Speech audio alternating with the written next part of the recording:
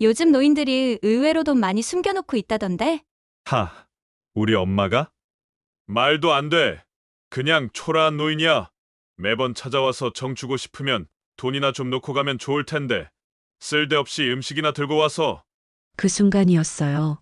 이성의 끈이 끊어지며 엘리베이터 안에서 정숙의 손끝이 차가워졌습니다.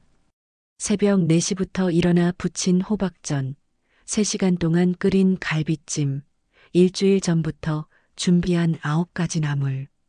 그 모든 정성이 단 한마디에 무너져 내렸어요. 15층 복도에서 들려오는 아들의 목소리가 계속 이어졌습니다. 며느리 수진의 비웃음 섞인 목소리도 들렸죠. 정숙의 떨리는 손에서 보자기가 흘러내릴 뻔했습니다. 78배 나이에 새벽부터 아픈 허리를 붙잡고 만든 음식들이 한순간에 쓰레기가 되는 순간이었어요. 엘리베이터 버튼을 누르는 손가락이 떨렸습니다. 그들은 몰랐죠. 이 순간이 얼마나 잔인한지, 그리고 문 너머에서 숨죽이고 있는 이 초라한 노인이 누구인지를. 라디오를 듣던 시절처럼 함께 삶의 조각들을 나누고 싶습니다. 무료로 하실 수 있는 구독과 좋아요는 저에게 채널을 운영할 수 있는 큰 힘이 됩니다. 추석 새벽 4시 정숙은 부엌에 홀로 서 있었습니다. 78배 나이가 무색하게 그녀의 손놀림은 날렵했어요. 참기름 냄새가 좁은 원룸 아파트를 가득 채웠죠. 호박전이 노릇하게 익어가는 동안 정숙은 시계를 흘깃 보았습니다. 아직 어둠이 짙게 깔린 창밖으로는 가로등 불빛만이 희미하게 번져 있었어요. 냉장고 문을 열자 일주일 전부터 준비한 재료들이 빼곡히 들어차 있었습니다. 고사리, 도라지, 시금치까지 삼색나물을 위한 재료들이었죠. 정숙의 입가에 작은 미소가 맺혔습니다. 아들 재현이 어릴 적 가장 좋아했던 반찬들이었으니까요. 그때는 몰랐습니다. 이 정성스런 준비가 얼마나 무의미한 것인지를요. 프라이팬에서 지글거리는 소리가 났습니다. 정숙은 뒤집개로 전을 조심스럽게 뒤집었어요. 기름이 튀자 재빨리 한 발 물러섰죠. 그 순간 거울에 비친 자신의 모습이 눈에 들어왔습니다. 허리가 굽은 왜소한 노인의 모습이었어요. 하지만 그녀의 눈빛만은 여전히 또렷했습니다. 갈비찜 냄새가 솔솔 풍겨왔습니다. 정숙은 냄비 뚜껑을 열고 간을 확인했어요. 숟가락으로 국물을 떠서 맛을 보는 순간 눈시울이 붉어졌죠. 40년 전 남편이 살아있을 때도 이렇게 갈비찜을 끓였던 기억이 떠올랐으니까요. 그때는 온 가족이 둘러앉아 웃음꽃을 피웠는데 지금은 혼자였습니다. 보자기를 펼쳐놓고 음식을 하나씩 담기 시작했어요. 전 종류만 5가지, 나물은 9가지, 그리고 정성껏 끓인 갈비찜까지. 무거워진 보자기를 들어 올리자 정숙의 팔이 미세하게 떨렸습니다. 나이를 속일 수는 없었죠. 그래도 그녀는 입술을 꾹 다물고 보자기를 단단히 묶었어요. 옷장을 열자 1년에 한두 번만 꺼내 입는 연보라색 한복이 걸려 있었습니다. 정숙은 한복을 꺼내 침대 위에 곱게 펼쳤어요. 주름 하나 없이 다림질되어 있었죠. 지난주에 미리 준비해 둔 것이었습니다. 한복을 입으며 정숙은 거울을 보았어요.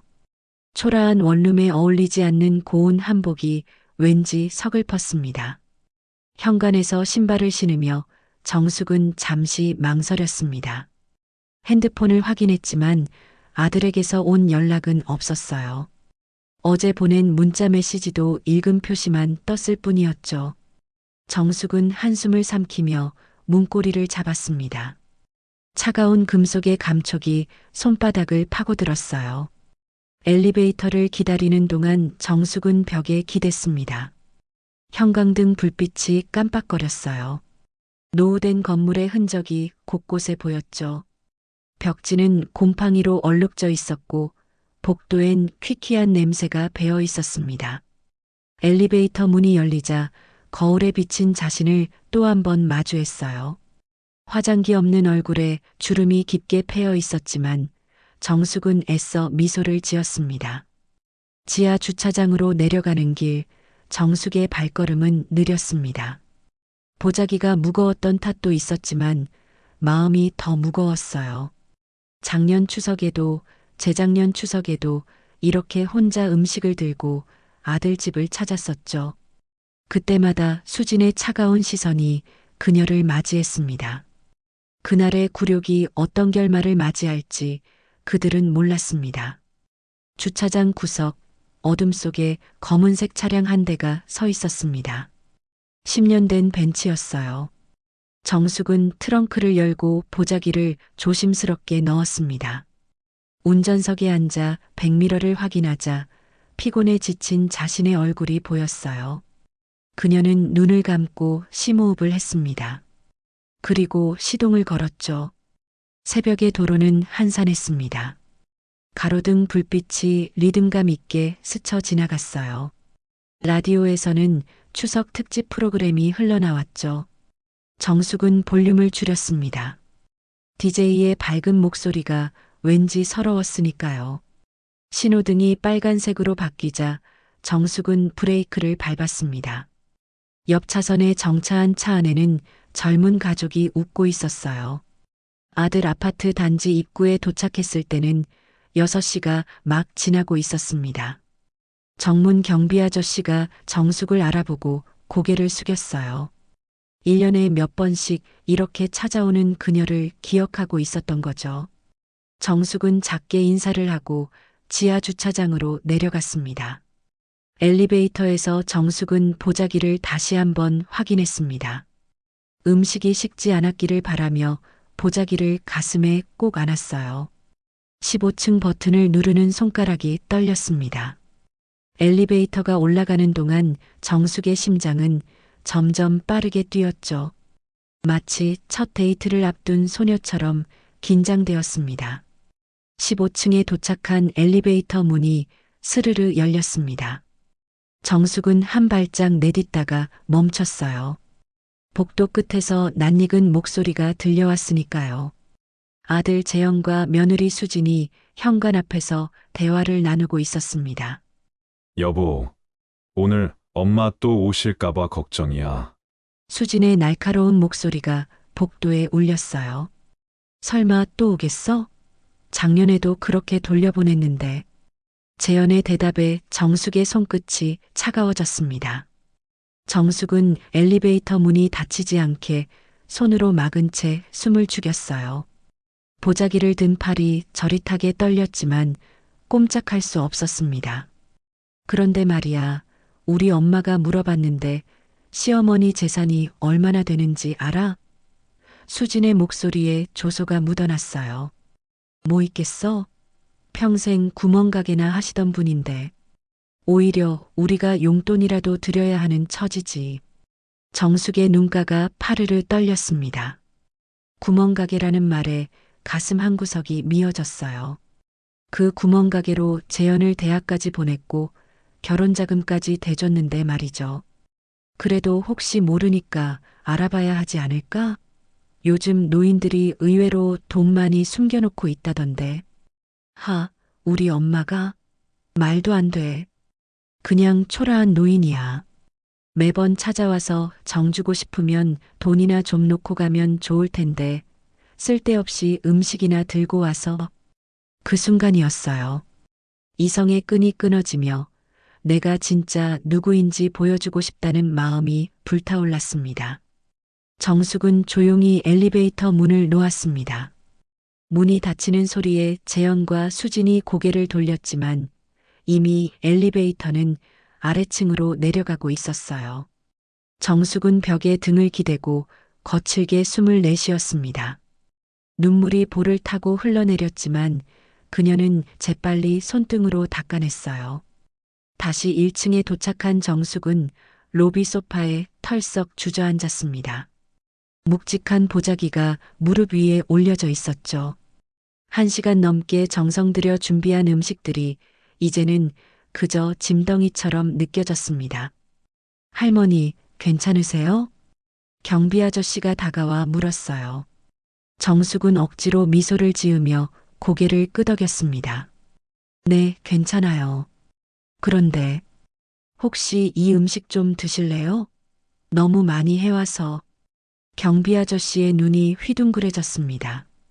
보자기를 살짝 열어보니 정성스럽게 만든 명절 음식이 가득했으니까요. 아니, 이런 귀한 걸 어떻게 드세요? 혼자 드시기엔 많을 테니 다른 분들과 나눠 드시고요. 정숙은 보자기를 경비실에 놓고 밖으로 나왔습니다. 아침 햇살이 눈부셨어요. 주차장으로 향하는 발걸음이 유난히 무거웠죠. 차에 올라탄 정숙은 핸들을 꽉 움켜쥐었습니다. 관절이 하얗게 질릴 정도로 힘을 주었어요. 깨달았죠.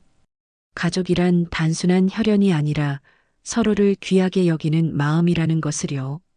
시동을 걸며 정숙은 백미러로 아파트를 올려다봤습니다. 15층 어딘가에서 재영과 수진이 웃고 있겠죠. 어쩌면 그녀가 오지 않은 것에 안도하고 있을지도 모릅니다. 정숙의 입술이 일직선으로 굳어졌어요. 차를 몰고 나오는 길, 정숙은 핸드폰을 꺼냈습니다. 신호등이 빨간불로 바뀐 틈을 타 전화번호부를 열었어요. 박 변호사라는 이름이 맨 위에 있었습니다. 엄지손가락이 통화 버튼 위에서 머뭇거렸죠. 아파트 단지를 완전히 벗어나자 정숙은 길가에 차를 세웠습니다. 손이 덜덜 떨려서 운전을 계속할 수가 없었어요. 창밖으로 다른 가족들이 보였습니다. 할머니 손을 잡고 걸어가는 젊은 부부, 어린 손주들과 함께 웃는 노부부들이 지나갔어요. 왜 나만? 정숙이 중얼거렸습니다. 왜 나만 이래야 하는 거야? 그녀는 대시보드 서랍을 열었어요. 그 안에는 두꺼운 서류 봉투가 들어 있었습니다. 겉면에는 강남 테헤란로 127이라고 적혀 있었죠. 정숙은 서류를 꺼내 펼쳤어요. 건물 등기부등본이었습니다. 소유주란에는 다른 사람 이름이 적혀 있었지만 그것은 차명에 불과했어요. 1200억. 정숙이 숫자를 읽으며 쓴웃음을 지었습니다. 내가 초라한 노인이라고? 서류를 다시 넣으며 정숙은 결심했습니다. 더는 숨어있지 않기로.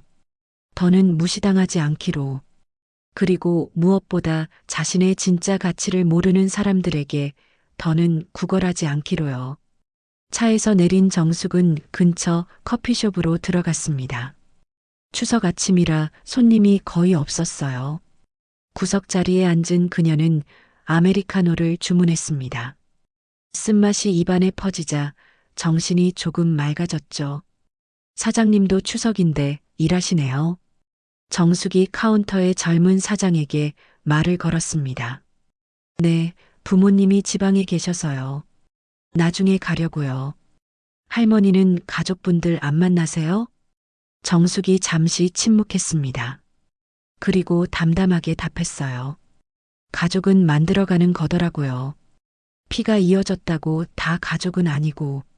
젊은 사장이 고개를 갸웃거렸지만 정숙은 더 설명하지 않았습니다. 대신 창밖을 바라봤어요. 거리엔 명절 차림을 한 사람들이 오가고 있었죠. 그날의 선택이 우리 가족을 무너뜨릴 줄 몰랐어요. 아니, 어쩌면 이미 무너진 가족이었는지도요. 커피를 다 마신 정숙은 자리에서 일어났습니다.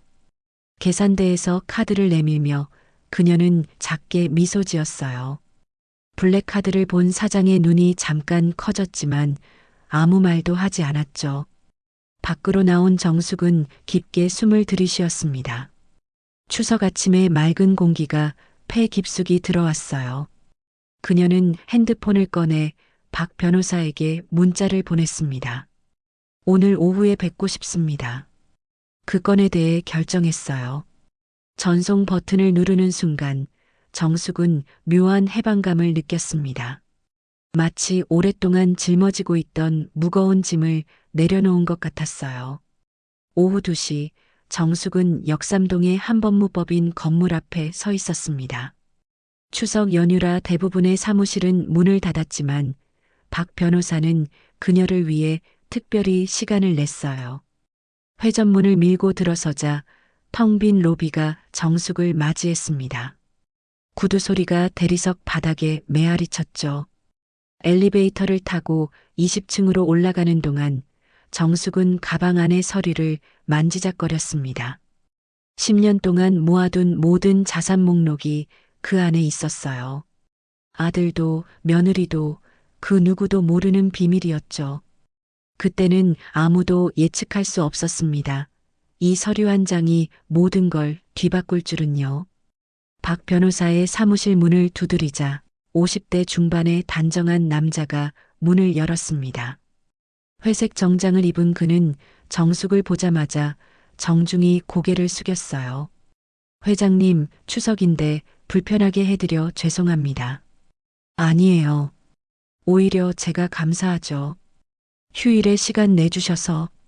정숙은 가죽 소파에 앉으며 주변을 둘러봤습니다. 벽면 가득 법률 서적들이 빼곡히 꽂혀 있었고 창밖으로는 강남의 빌딩 숲이 한눈에 들어왔어요. 그녀가 소유한 빌딩도 저 멀리 보였습니다. 박 변호사가 차를 내오며 조심스럽게 물었어요. 그래서 결정하셨습니까? 정숙은 찻잔을 들어 한 모금 마셨습니다. 녹차의 쌉싸름한 맛이 입안에 퍼졌어요. 그녀는 찻잔을 내려놓으며 단호하게 말했습니다. 네. 모든 자산을 제 이름으로 돌려놓아 주세요. 더는 숨기지 않을 거예요. 박 변호사의 눈이 살짝 커졌습니다. 그럼 아드님께도 알리실 건가요? 때가 되면 알게 되겠죠. 정숙은 가방에서 서류철을 꺼냈습니다. 그 안에는 지난 10년간의 모든 거래 내역이 정리되어 있었어요. 구멍가게에서 시작해 마트 체인점으로 성장시킨 사업, 그리고 그 수익으로 하나둘 사들인 부동산들. 모든 것이 차명으로 되어 있었지만 실제 소유주는 정숙이었습니다. 테헤란로 127 빌딩만 해도 시가 1200억이 넘습니다. 역삼동 상가 6채는 180억, 청담동 빌라 3채는 95억. 박 변호사가 목록을 읽어 내려갔어요. 전체 자산이 1500억을 넘어서는군요. 정숙은 창밖을 바라보며 희미하게 웃었습니다. 1500억 평생 새벽부터 밤까지 일해서 모은 돈이었죠. 손이 거칠어지고 허리가 굽어가면서도 멈추지 않았던 세월의 결과였습니다. 그런데 왜 지금인가요? 박 변호사가 물었어요. 지금까지는 철저히 숨기라고 하셨잖아요. 정숙의 표정이 굳어졌습니다. 오늘 아침의 일이 떠올랐어요. 엘리베이터에서 들었던 재현과 수진의 대화가 귓가에 맴돌았죠. 더는 초라한 노인 취급받고 싶지 않아서요. 그녀는 핸드백에서 또 다른 서류를 꺼냈습니다. 요양원 팸플릿이었어요. 월 30만 원짜리 옥탑방이 딸린 곳이었죠. 수진이 며칠 전 우편함에 넣어둔 것이었습니다. 며느리가 저를 여기 보내려고 해요. 정숙이 쓴웃음을 지었습니다. 30만 원짜리 옥탑방에요. 박 변호사의 얼굴이 붉어졌습니다. 말도 안 됩니다. 회장님이 그런 곳에. 그래서 보여주려고요. 내가 누구인지, 내가 뭘 가졌는지. 정숙은 자리에서 일어났습니다.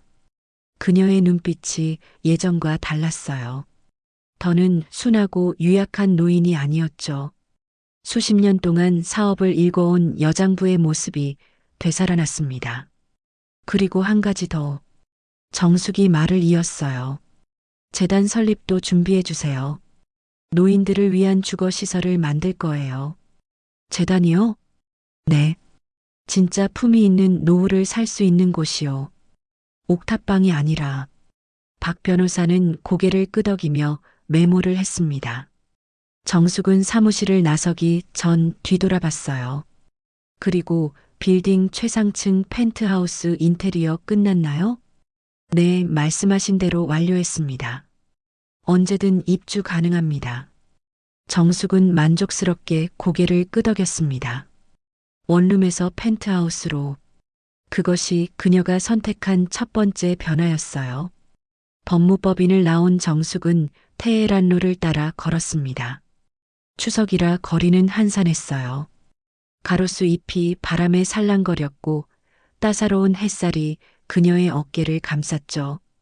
정숙은 깊게 숨을 들이쉬었습니다. 오랜만에 느끼는 자유로움이었어요. 길을 걷다가 정숙은 한 카페 앞에서 멈췄습니다. 유리창 너머로 젊은 부부가 아이와 함께 웃고 있는 모습이 보였어요. 행복해 보이는 가족이었죠. 정숙의 가슴 한구석이 시렸습니다. 핸드폰이 울렸습니다. 재현이었어요. 정숙은 잠시 망설이다가 전화를 받았습니다. 엄마, 어디야? 수진이가 엄마 음식 찾으러 나갔는데 없다고. 버렸을 거야. 뭐? 왜 그래, 엄마? 정숙은 차갑게 대답했습니다. 필요 없다고 했잖아. 호텔에서 시켜 먹는다고. 아니, 그게 아니라.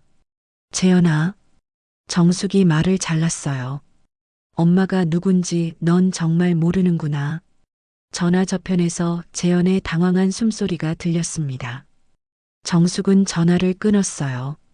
그리고 다시 걷기 시작했습니다. 목적지는 테헤란로 127빌딩이었죠. 빌딩 앞에 도착한 정숙은 건물을 올려다봤습니다. 42층 높이의 유리 건물이 햇빛을 받아 반짝였어요. 그녀의 빌딩이었죠. 10년 전 800억에 사서 지금은 1200억이 넘는 가치가 된 건물이었습니다. 정문으로 들어서자 경비실에서 관리소장이 뛰어나왔어요. 회장님, 추석인데 웬일이세요? 오늘부터 여기서 지낼 거예요. 정숙이 담담하게 말했습니다. 관리소장의 눈이 반짝였어요. 그럼 펜트하우스로 입주하시는 건가요? 네. 짐은 나중에 가져올게요. 엘리베이터를 타고 42층으로 올라가는 동안 정숙의 심장이 쿵쾅거렸습니다. 새로운 시작이었어요. 더는 숨지 않고 더는 무시당하지 않는 삶의 시작이었죠. 펜트하우스 문이 열리는 순간 정숙은 숨이 멎을 것 같았습니다. 300평이 넘는 공간이 한눈에 들어왔어요. 통창 너머로 한강이 유유히 흐르고 남산타워가 정면에 우뚝 서 있었죠. 대리석 바닥이 햇빛을 받아 은은하게 빛났습니다. 정숙은 천천히 거실로 걸어 들어갔어요. 발걸음 소리가 텅 빈 공간에 울렸습니다. 한쪽 벽면 전체가 와인셀러로 꾸며져 있었고 반대편에는 검은색 그랜드 피아노가 놓여 있었죠. 모든 것이 완벽했지만 왠지 공허했습니다. 핸드폰이 울렸어요. 수진이었습니다. 정숙은 잠시 화면을 응시하다가 전화를 받았어요. 어머니, 지금 어디 계세요? 음식 찾으러 갔는데 없어서. 필요 없다고 했잖아. 아니, 그래도 정성껏 만드신 건데 재현 씨가 찾고 있어요. 정숙이 코웃음을 쳤습니다. 이제 와서 왜요? 전화 저편에서 수진의 목소리가 날카로워졌어요. 어머니, 왜 이러세요? 추석인데 이렇게 삐치면 어떡해요? 삐친다고? 정숙의 목소리가 차갑게 가라앉았습니다. 월 30만 원짜리 옥탑방 요양원 팸플릿 우편함에 넣어놓고 삐친다고요? 그 순간의 침묵이 우리 사이의 끝을 알리는 신호였어요. 수진이 더듬거렸습니다. 그건 어머니 혼자 사시기 힘드실까봐 걱정은 고맙네 하지만 내 노후는 내가 알아서 할게. 어머니, 우리가 비용은 될 테니까.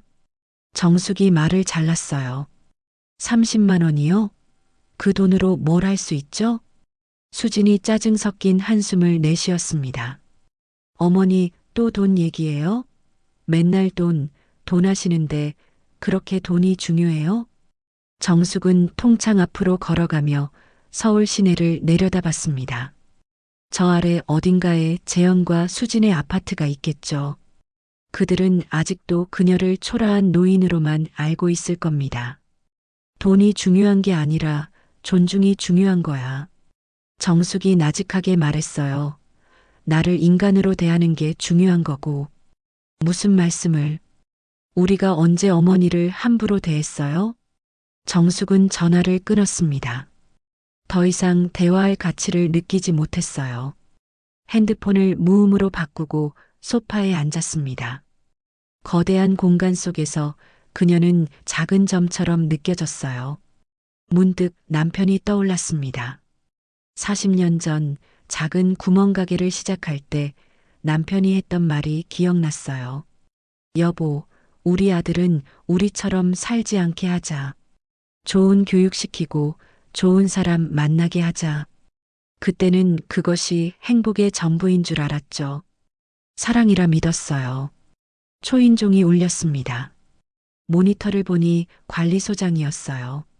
정숙이 문을 열자 그가 정중히 인사했습니다. 회장님, 필요한 것 있으시면 말씀해 주십시오. 그리고 이건 관리소장이 서류 봉투를 내밀었어요. 이번 달 임대료 정산 보고서입니다. 정숙은 봉투를 받아 열었습니다. 월 임대 수익 8억 7천만 원. 연간으로 환산하면 104억이 넘는 금액이었죠. 그녀는 담담하게 서류를 확인하고 서명했어요. 회장님, 실례지만 관리소장이 조심스럽게 물었습니다. 왜 지금까지 비밀로 하셨는지 여쭤봐도 될까요? 정숙이 쓸쓸하게 웃었어요. 가족이 날 돈으로만 보게 될까 봐요. 그런데 돈을 숨겨도 결국 똑같더군요. 관리소장이 나간 후 정숙은 와인셀러로 갔습니다. 수백 병의 와인이 정렬되어 있었어요. 그 중에서 1945년산 로만의 콩티를 꺼냈습니다. 한 병에 1,000만 원이 넘는 와인이었죠. 코르크를 따고 와인잔에 따르자 진한 포도향이 퍼졌어요. 창가에 서서 와인을 마시며 정숙은 생각했습니다. 이제 어떻게 해야 할까? 어떻게 살아야 할까? 78배 나이에 새로운 시작이라니 웃음이 나왔어요. 핸드폰을 확인하니 부재중 전화가 20통이 넘었습니다. 모두 재현과 수진이었어요. 문자 메시지도 여러 개 와 있었죠. 정숙은 읽지도 않고 삭제했습니다. 저녁이 되자 배가 고팠어요. 정숙은 부엌으로 갔습니다. 최고급 주방 기기들이 설치되어 있었지만 냉장고는 텅 비어 있었죠. 그녀는 헛웃음을 터뜨렸습니다. 아침에 정성껏 만든 음식들이 떠올랐어요. 지금쯤 쓰레기통에 버려졌겠죠.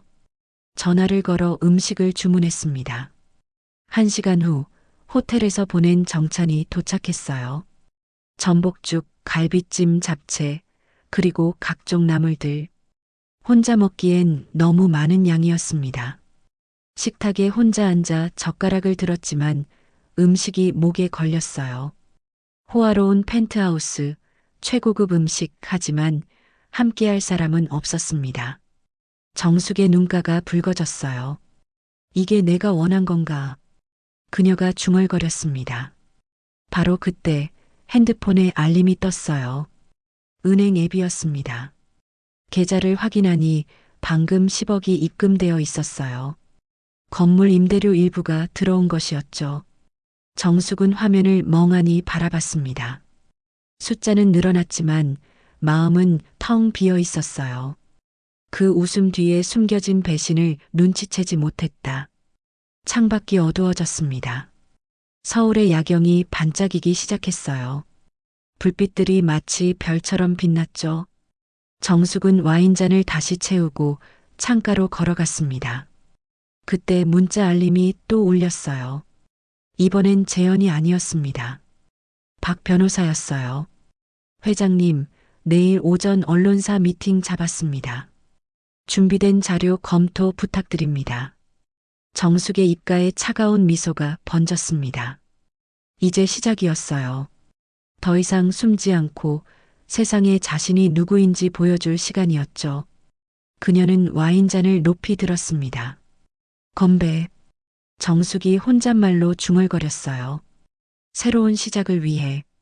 다음 날 아침 9시 정숙은 펜트하우스 거실에서 박 변호사와 마주 앉아 있었습니다. 테이블 위에는 언론사에 공개할 자료들이 빼곡히 놓여 있었어요. 정숙의 손이 미세하게 떨렸습니다. 78년 인생에서 가장 중요한 결정의 순간이었으니까요. 박 변호사의 걱정스러운 눈빛이 서류와 정숙을 번갈아 보았습니다. 한번 공개하면 되돌릴 수 없다는 무게가 공기를 무겁게 만들었어요. 정숙은 커피잔을 들어 한 모금 마셨습니다. 쓴맛이 입안을 감돌았지만 정신은 오히려 또렷해졌죠. 창밖으로 보이는 서울의 풍경이 아침 햇살에 빛났습니다. 밤새 잠을 이루지 못한 흔적이 정숙의 눈가에 짙게 배어 있었어요. 침대에 누워 천장만 바라보며 수없이 자문했었죠. 이게 맞는 선택인지, 너무 감정적인 결정은 아닌지, 되돌릴 수 없는 강을 건너는 건 아닌지, 그 말 한마디가 나를 파멸로 끌고 가리라곤 상상도 못했습니다. 박 변호사는 서류를 정리하며 신중한 표정을 지었습니다. 가족관계의 파탄, 아들의 충격, 며느리의 반응. 그 모든 결과가 머릿속에 그려지는 듯 했어요. 정숙도 알고 있었습니다. 한번 폭로하면 재영과의 관계는 영원히 끝날지도 모른다는 것을. 핸드폰이 울렸습니다.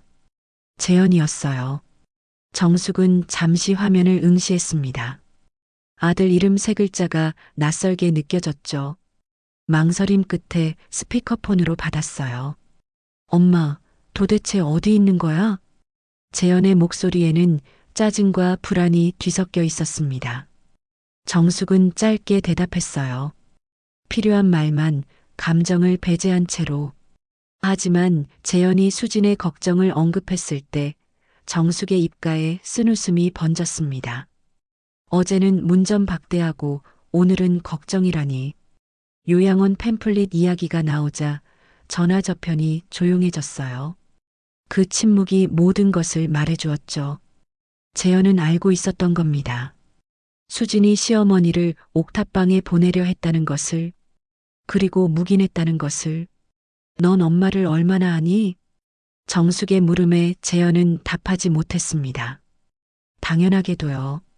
40년을 함께 살았지만 아들은 어머니를 몰랐으니까. 그저 밥해주고 빨래해주는 존재, 필요할 때만 찾고 불편하면 밀어내는 존재로만 여겼으니까. 전화를 끊은 후 정숙은 박 변호사를 바라봤습니다. 그녀의 눈빛은 이제 확고했어요. 더 이상의 망설임은 없었습니다. 기자회견합시다. 두 글자의 짧은 결정이었지만 그 무게는 천근만근이었어요. 박 변호사가 고개를 끄덕이며 시간과 장소를 확인했습니다. 오후 2시 강남의 한 호텔.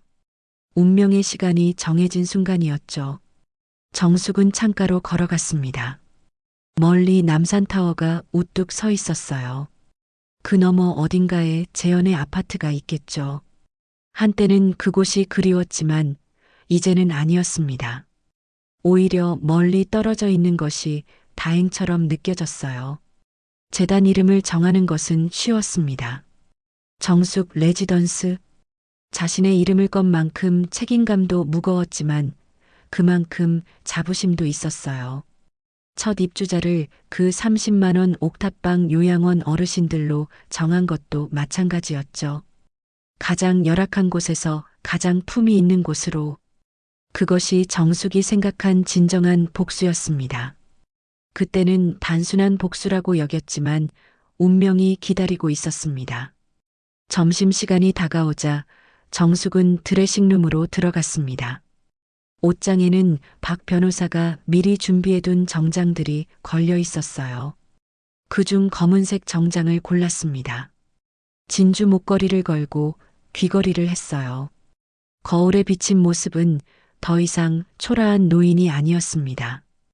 1,500억 자산가의 당당한 모습이었죠. 화장을 하는 손이 떨렸습니다. 립스틱을 바르다가 삐뚤어져서 다시 지우고 발랐어요. 78년 인생에서 가장 중요한 날이었으니까요. 남편이 죽은 날보다 재현이 태어난 날보다 더 떨렸습니다. 핸드폰이 연속으로 울렸어요. 수진이었습니다. 한 번, 두 번, 세 번. 10번째가 되어서야 정숙은 받았어요. 수진의 목소리는 다급했습니다. 사과하고 싶다고, 다시 시작하자고. 하지만 정숙은 차갑게 거절했어요. 그리고 덧붙였죠. 오후 뉴스를 보라고. 수진은 무슨 의미인지 몰랐겠지만 곧 알게 될 것입니다. 시어머니가 누구였는지, 자신들이 무엇을 놓쳤는지. 핸드백을 들고 펜트하우스를 나서는 정숙의 발걸음은 단호했습니다. 엘리베이터가 내려가는 42층의 시간 동안 그녀는 눈을 감고 심호흡을 했어요. 두려움과 설렘이 교차했습니다. 하지만 후회는 없었어요. 로비에서 기다리던 관리소장이 정숙을 차로 안내했습니다. 검은색 벤치의 뒷좌석에 앉은 정숙은 창밖을 바라봤어요. 서울의 거리가 빠르게 스쳐 지나갔습니다. 신호등에서 멈출 때마다 그녀는 자문했죠. 정말 이게 맞는 선택일까? 하지만 이미 화살은 시위를 떠났습니다. 호텔 앞에는 박 변호사가 기다리고 있었어요. 그의 표정이 모든 것을 말해주었습니다. 100명이 넘는 기자들이 발표장에 모였다는 것을, 모두가 깜짝 기자회견의 내용을 궁금해한다는 것을, 발표장으로 가는 복도는 길게 느껴졌습니다. 구두 소리가 대리석 바닥에 울렸어요. 한 걸음 한 걸음이 과거와 결별하는 발자국이었죠. 정숙은 남편을 떠올렸습니다. 살아있었다면 뭐라고 했을까요? 아마 말렸을지도 모릅니다. 하지만 그는 없었고 정숙은 혼자였어요. 발표장 문 앞에 섰을 때 정숙의 심장이 빠르게 뛰었습니다. 문 너머로 웅성거리는 소리가 들렸어요. 곧 그들은 알게 될 것입니다. 초라한 노인이 아닌 숨겨진 재벌의 진짜 모습을. 괜찮으시겠어요? 박 변호사의 마지막 확인이었습니다. 정숙은 문손잡이를 잡으며 답했어요. 이제 숨지 않을 거예요. 그리고 문을 열었습니다. 발표장의 문이 열리자 100여 명의 기자들이 일제히 고개를 돌렸습니다. 카메라 플래시가 터지기 시작했어요. 정숙은 단상으로 걸어가며 심호흡을 했습니다.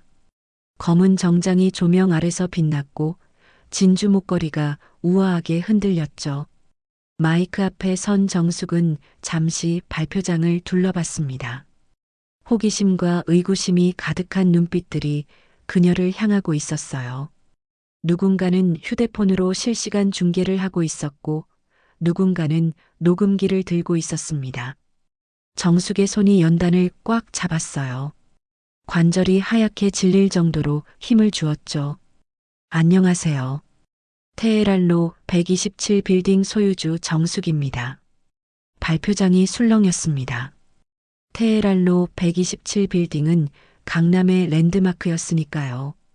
1,200억이 넘는 가치의 건물 소유주가 78배 할머니라니. 기자들의 펜이 빠르게 움직이기 시작했어요. 정숙은 클리커를 들었습니다. 스크린에 첫 번째 슬라이드가 떴어요. 30만 원짜리 옥탑방 요양원 사진이었습니다. 좁고 어두운 공간, 곰팡이 핀 벽, 낡은 침대 하나. 그것이 전부인 공간이었죠. 제 며느리가 저를 여기 보내려 했습니다. 추석날에요. 기자들이 숨을 들이켰습니다. 카메라 셔터 소리가 더 빨라졌어요. 정숙은 다음 슬라이드로 넘겼습니다. 이번엔 그녀의 자산 목록이었죠. 테헤란로 빌딩, 역삼동 상가들, 청담동 빌라들, 판교 지식산업센터 지분까지. 제 전 재산은 1,500억 원입니다. 발표장이 폭발할 듯 시끄러워졌어요. 기자들이 손을 들며 질문을 하려 했지만 정숙은 손을 들어 제지했습니다. 아직 할 말이 남아 있었으니까요. 다음 슬라이드는 정숙 레지던스 조감도였습니다. 강남 한복판에 들어설 노인 전용 럭셔리 주거단지, 병원, 문화센터, 스포츠 시설이 완비된 노인들의 천국이었어요. 정숙의 목소리가 발표장에 울려 퍼졌습니다. 제 전 재산을 출연해 품위 있는 노후를 위한 재단을 만들겠습니다. 월 소득 200만 원 이하 노인 무료 입주, 24시간 전문 의료진 상주, 인류 요리사의 식사 제공.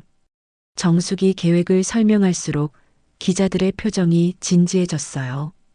이것은 단순한 복수가 아니었습니다. 진정한 사회 공헌이었죠. 그때 한 기자가 손을 들었습니다. 정숙이 고개를 끄덕이자 그가 물었어요. 아드님과 며느님은 이 사실을 아시나요? 정숙이 카메라를 정면으로 바라봤습니다. 수많은 렌즈가 그녀를 향하고 있었어요. 그 너머 어딘가에서 재영과 수진이 이 장면을 보고 있을지도 모릅니다. 지금 알았을 거예요. TV로요. 그 순간 정숙의 휴대폰이 진동했습니다. 진동으로 해놨지만 주머니 속에서 계속 떨렸어요. 재현이겠죠. 아니면 수진이거나.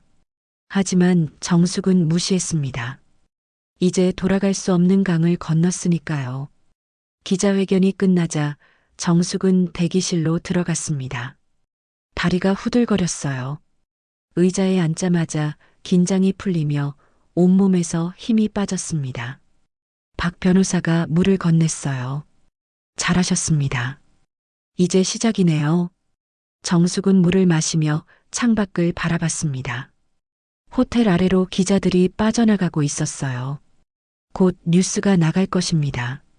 온 나라가 그녀의 이야기를 알게 되겠죠. 휴대폰을 확인하니 부재중 전화가 50통이 넘었습니다. 대부분 재영과 수진이었지만 모르는 번호도 많았어요. 문자 메시지도 수십 개가 와 있었죠. 정숙은 하나씩 확인했습니다. 재현의 문자가 눈에 들어왔어요. 엄마 이게 무슨 짓이야? 지금 당장 와. 수진의 문자도 있었습니다. 어머니 제발 한 번만 만나주세요. 무릎 꿇고 빌게요. 정숙은 쓴웃음을 지었어요. 이제 와서 무릎을 꿇는다니. 그녀는 휴대폰을 가방에 넣었습니다. 대답할 가치도 없었으니까요. 그날의 미소가 마지막 인사가 될 줄은 몰랐습니다. 호텔을 나온 정숙은 곧장 그 옥탑방 요양원으로 향했습니다. 차창 밖으로 서울의 풍경이 스쳐 지나갔어요. 강남의 높은 빌딩들에서 점점 멀어져 낡은 건물들이 늘어선 골목으로 들어섰죠. 요양원은 언덕 꼭대기에 있었습니다. 오래된 3층 건물의 옥상에 불법으로 증축한 공간이었어요. 계단을 오르는 정숙의 숨이 가빠졌습니다. 난간의 페인트는 벗겨져 있었고 벽에는 곰팡이가 피어 있었죠. 옥탑방 문을 열자 퀴퀴한 냄새가 코를 찔렀습니다. 6평 남짓한 공간에 침대 4개가 빼곡히 들어차 있었어요. 창문은 작았고 환기도 제대로 되지 않았습니다. 한 할머니가 침대에 누워 천장을 보고 있었어요. 할머니, 안녕하세요. 정숙이 인사하자 할머니가 고개를 돌렸습니다. 팔순이 넘어 보이는 얼굴에 주름이 가득했어요. 하지만 눈빛만은 맑았습니다. 누구세요? 그냥 지나가다 들렀어요. 여기 불편하신 건 없으세요? 할머니가 힘없이 웃었습니다. 불편한 게 어디 한두 개야. 그래도 여기라도 있으니 다행이지. 자식들이 버렸거든. 정숙의 가슴이 미어졌어요. 자신도 며칠 뒤면 여기 있었을지도 모릅니다. 수진의 계획대로라면 말이죠. 정숙은 할머니의 손을 잡았습니다. 거칠고 차가운 손이었어요. 할머니, 다음 달에 제가 모시러 올게요. 좋은 곳으로요. 할머니가 의아한 표정을 지었습니다. 정숙은 더 설명하지 않고 일어났어요. 원장실로 가서 이곳의 모든 어르신 명단을 달라고 했습니다. 원장은 TV를 봤는지 깍듯이 대했어요. 명단을 받아든 정숙은 결심했습니다.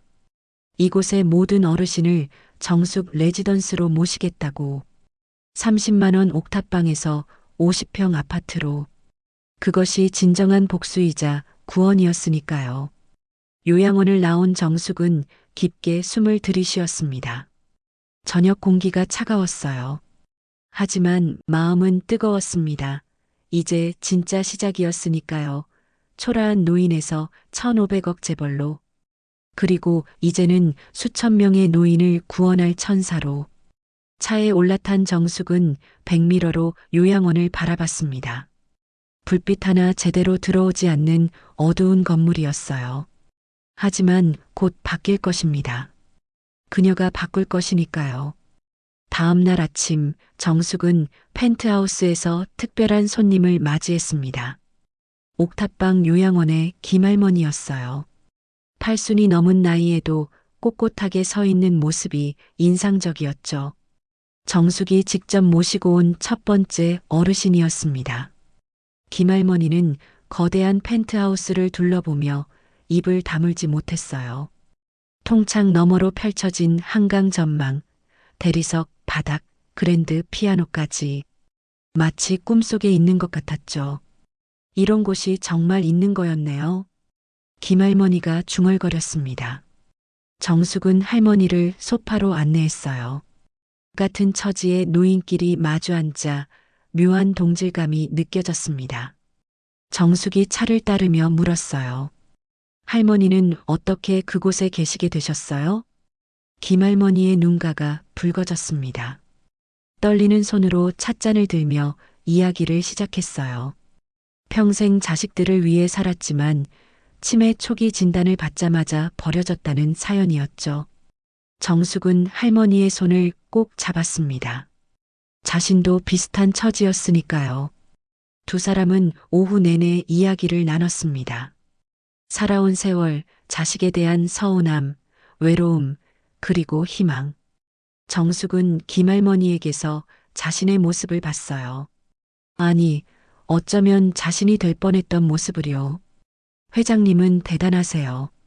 김할머니가 말했습니다. 이렇게 큰일을 하시다니. 정숙이 쓸쓸하게 웃었어요. 복수심에서 시작한 건데 대단할 게 있나요? 복수가 아니에요. 구원이에요. 저 같은 사람들한테는. 그 말에 정숙의 마음이 뭉클해졌습니다. 그동안 재영과 수진에 대한 분노만 생각했는데 이제는 더 큰 의미가 생긴 것 같았어요. 정숙은 창밖을 바라봤습니다. 저 멀리 공사 중인 정숙 레지던스 부지가 보였죠. 저녁 무렵 김할머니가 돌아간 후 정숙은 혼자 와인을 마셨습니다. 텅 빈 펜트하우스가 오늘따라 덜 외로웠어요. 김할머니와의 만남이 그녀에게 새로운 힘을 준 것 같았습니다. 핸드폰이 울렸어요. 화면에는 낯선 번호가 떴습니다.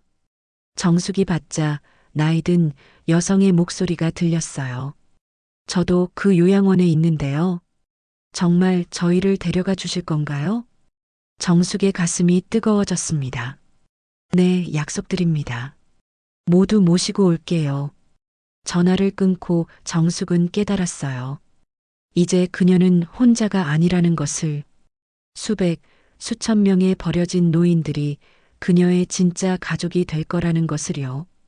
일주일 후 정숙은 언론의 중심에 서 있었습니다. 매일 아침 신문 일면에 그녀의 이야기가 실렸고 방송국에서는 앞다투어 인터뷰를 요청했어요. 1,500억 재벌 할머니의 통쾌한 복수극은 전 국민의 관심사가 되었죠. 정숙 레지던스 건설 현장은 빠르게 진행되고 있었습니다. 정숙은 매일 현장을 찾아 공사 상황을 점검했어요. 안전모를 쓴 그녀의 모습은 더 이상 나약한 노인이 아니었습니다. 현장 책임자들이 깍듯이 인사하며 보고서를 들고 따라다녔죠. 회장님, 1개월 안에 완공 가능합니다. 정숙은 만족스럽게 고개를 끄덕였어요. 창문 너머로 보이는 한강 전망, 넓은 복도, 최신식 의료시설 모든 것이 완벽했습니다. 그녀가 꿈꾸던 품이 있는 노후의 공간이 현실이 되고 있었어요. 그때는 몰랐다. 내가 사랑한 그 사람이 나를 무너뜨릴 줄은. 그날 오후 정숙은 뜻밖의 방문객을 맞이했습니다. 재현과 수진이. 펜트하우스 로비에서 기다리고 있었어요. 경비가 막았지만 그들은 물러서지 않았죠. 정숙은 모니터로 그들을 내려다봤습니다. 초췌한 얼굴, 구겨진 옷차림. 일주일 만에 완전히 달라진 모습이었어요. 올려보내요. 정숙이 경비에게 지시했습니다. 엘리베이터에서 내린 재현과 수지는 펜트하우스를 둘러보며 경악했어요. 그들이 상상도 못했던 화려함이었죠. 정숙은 소파에 앉아 와인을 마시고 있었습니다. 엄마가 이런 사람이었어? 재현의 목소리가 떨렸어요. 정숙은 차갑게 웃으며 와인잔을 내려놓았습니다. 붉은 액체가 잔 안에서 일렁였어요. 그녀는 천천히 입을 열었습니다. 이제 알았니? 내가 초라하다고 무시한 엄마가 누군지. 수진이 무릎을 꿇었어요. 눈물이 뺨을 타고 흘렀습니다. 하지만 정숙의 표정은 변하지 않았어요. 너무 늦었으니까요. 정숙 레지던스 개관식 날이 밝았습니다. 강남 한복판에 우뚝 선 20층 건물 앞에는 붉은 리본이 걸려 있었어요. 시장, 국회의원, 재계 인사들이 모두 참석했습니다. 정숙은 단상에 올라 가위를 들었어요. 플래시가 터지는 가운데 리본을 자르는 순간 그녀의 눈가가 촉촉해졌습니다. 건물 안으로 들어서자 로비의 화려함에 모두가 감탄했어요. 천장까지 이어진 샹들리에 대리석 기둥, 그리고 벽면을 장식한 명화들하지만 정숙이 가장 자랑스러워한 것은 1층에 마련된 의료센터였습니다. 최신 장비와 24시간 대기하는 의료진이 있었죠. 첫 입주자들이 도착했습니다. 그 옥탑방 요양원의 어르신 15명이었어요. 휠체어를 탄 할머니, 지팡이에 의지한 할아버지들이 건물로 들어왔습니다. 그들의 눈에는 믿기지 않는다는 표정이 가득했어요. 정말 여기서 살 수 있는 거예요? 한 할머니가 떨리는 목소리로 물었습니다. 정숙이 할머니의 손을 잡았어요. 네, 이제 여기가 집이에요. 그 눈빛이 칼처럼 날아와 내 심장을 박혔습니다. 각자의 방으로 안내받은 어르신들은 감격의 눈물을 흘렸습니다. 50평 아파트, 한강 전망, 개인 욕실과 주방 30만 원 옥탑방과는 천지 차이였죠. 김할머니가 정숙을 꼭 안았어요. 그때 로비에서 소란이 일어났습니다. 재현이 경비들과 실랑이를 벌이고 있었어요. 정숙은 내려가서 상황을 확인했습니다. 엄마, 이게 다 뭐야? 내 유산을 이렇게 써버린 거야? 재현의 얼굴이 붉게 달아올라 있었어요. 정숙은 차분하게 대답했습니다. 내 유산? 내가 번 돈이야. 그래도 나는 아들이잖아. 정숙이 돌아서며 마지막으로 말했어요. 아들은 엄마를 옥탑방에 보내지 않아. 개관식 이틀 후 정숙은 박 변호사에게서 급한 전화를 받았습니다. 재현이 유류분 청구 소송을 제기했다는 소식이었어요. 정숙의 손에서 서류가 떨어졌습니다. 예상했던 일이었지만 막상 현실이 되니 가슴이 먹먹했죠. 소송 금액이 500억 원입니다. 박 변호사의 목소리가 무거웠어요. 정숙은 창밖을 바라봤습니다. 정숙 레지던스가 한눈에 보였어요. 어르신들이 정원을 산책하는 평화로운 모습이 보였죠. 하지만 그 평화가 얼마나 갈지 알 수 없었습니다. 그날 저녁 언론에서 연락이 왔습니다. 재현이 인터뷰를 했다는 거였어요. 정숙은 TV를 켰습니다. 화면에 나온 재현의 얼굴은 수척했지만 눈빛은 날카로웠죠. 어머니가 치매 초기입니다. 정상적인 판단을 할 수 없는 상태예요. 정숙의 얼굴이 창백해졌습니다. 거짓말이었어요. 그녀는 누구보다 정신이 맑았으니까요. 하지만 세상은 아들의 말을 더 믿을지도 모릅니다. 다음 날 아침 정숙 레지던스 앞에 기자들이 몰려들었어요. 치매 의혹을 묻는 질문이 쏟아졌습니다.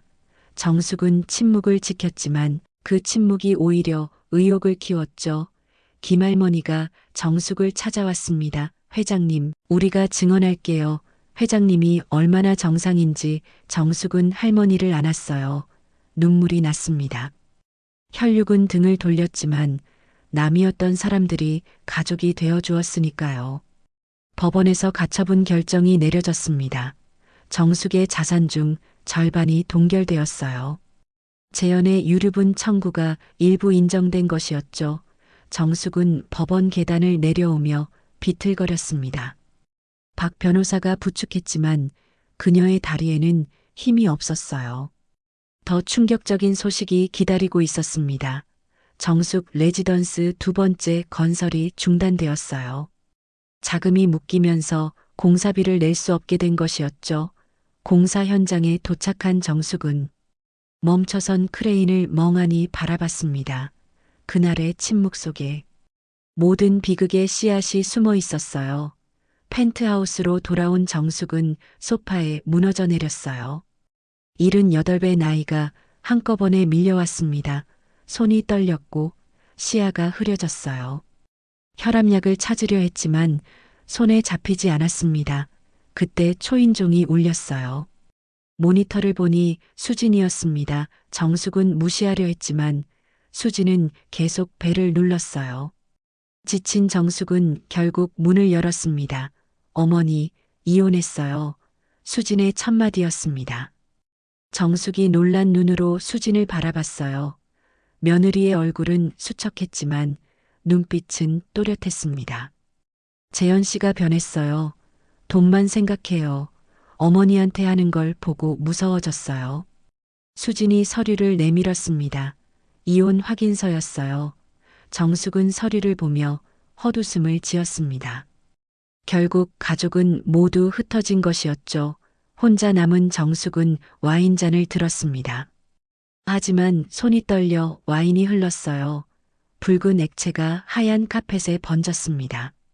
마치 피처럼 보였죠. 창밖은 어두웠습니다. 멀리 정숙 레지던스의 불빛이 보였어요. 어르신들은 편안히 잠들었겠죠. 적어도 그들만은 지켜냈다는 생각에. 정숙은 작게 미소 지었습니다. 하지만 그것도 언제까지 가능할지 알 수 없었어요. 3시 정숙은 펜트하우스 바닥에 쓰러져 있었습니다. 와인병이 굴러다녔고 서류들이 흩어져 있었어요. 그녀는 천장을 멍하니 바라봤습니다. 78년 인생이 파노라마처럼 스쳐 지나갔죠.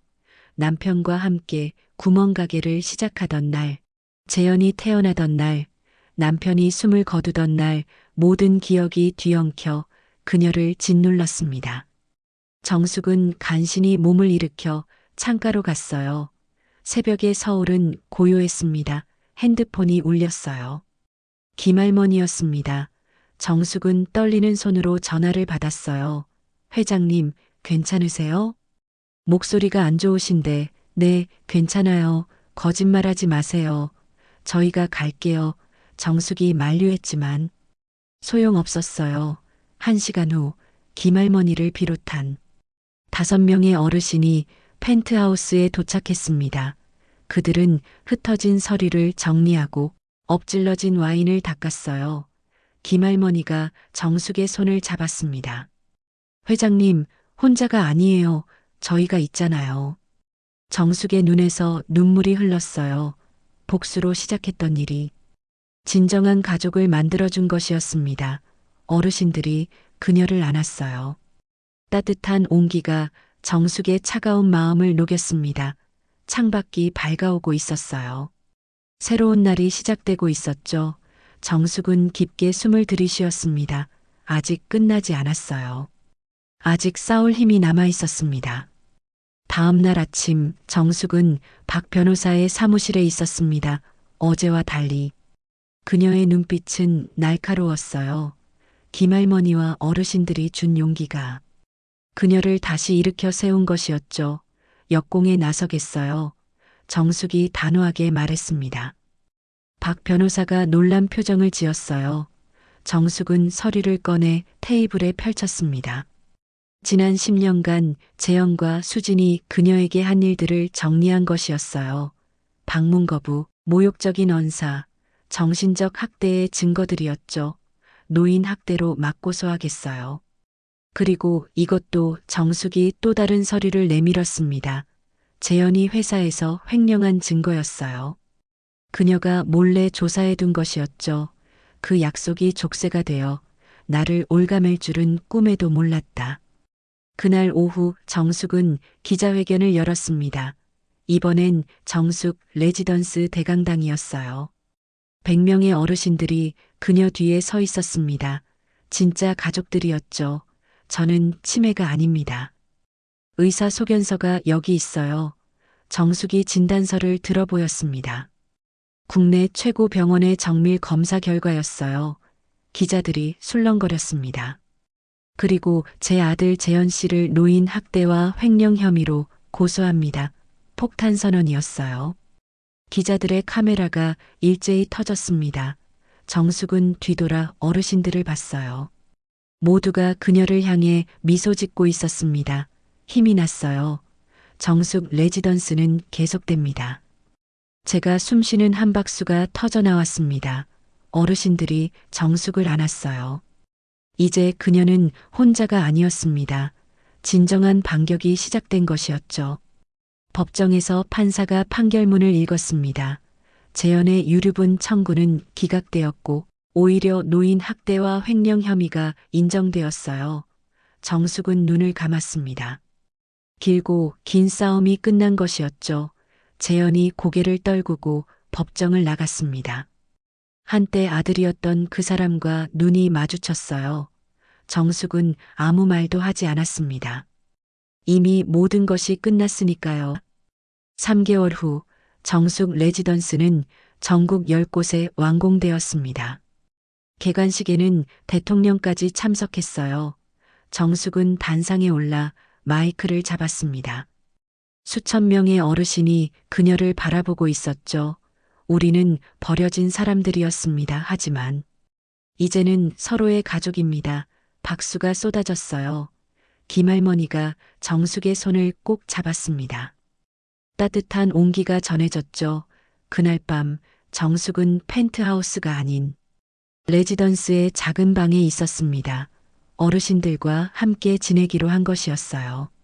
창밖으로 불꽃놀이가 터졌습니다. 개관 축하 행사였죠.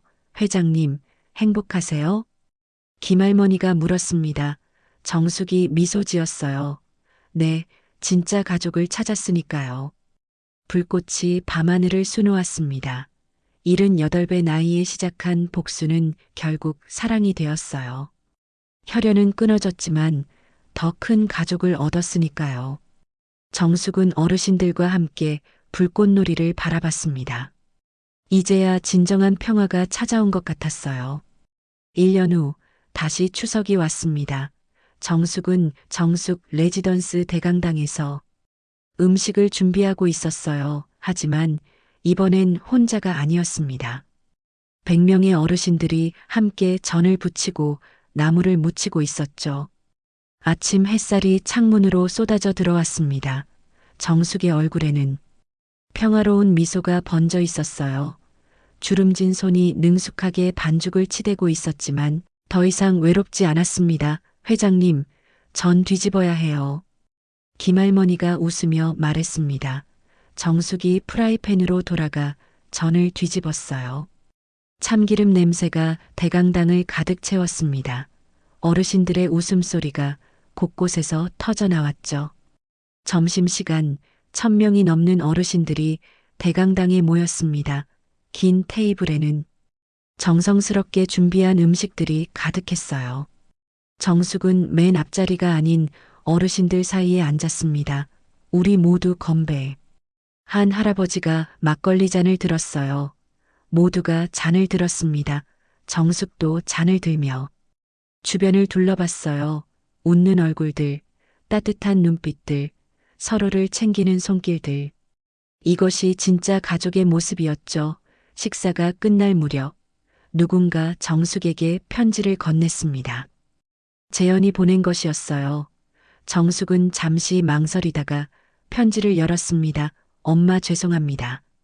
언젠가 용서받을 수 있을까요? 정숙은 편지를 접어 주머니에 넣었어요. 언젠가는 답장을 할지도 모릅니다. 하지만 지금은 아니었어요.